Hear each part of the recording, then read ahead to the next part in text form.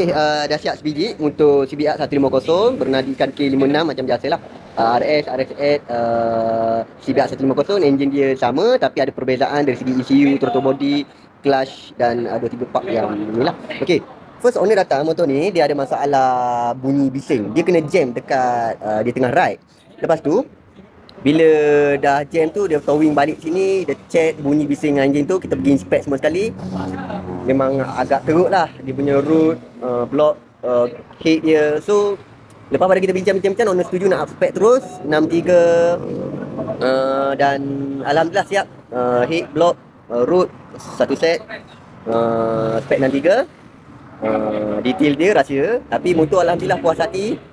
Lagipun ECU pun owner dah bawa pergi tune sebelum ni, remake sebelum ni, so dah match. Cuma lagi better dia pergi sekali lagi dyno untuk nak accurate dia punya AFR. Okay, so yang peliknya motor ni semasa mula-mula jadi kita buka enjin dia, kita sharp ada satu cecair berpasir, kita sharp macam buat grinding sebab dia terlalu banyak dalam enjin. Dan benda tu kita inspect bahagian yang bergeser pun tak ada, material dia berbeza lah. So kita sharp motor dia kena kainat lah, tapi wallahualam lah kita hanya sharp saja.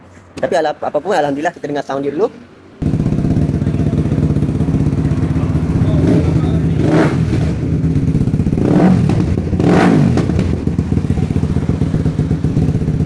Spek 63 boleh naik 13. Baik korang pakai standard punya, boleh naik 13, 14 lagi better. Motor standard kilang tapi boleh pergi 120 saja. Masalah RS dan RSX, jom kami bantu pulihkan top speed anda. Masalah RS atau RSX 150 kami bantu dari 750 saja. Waranti sehingga 3 bulan.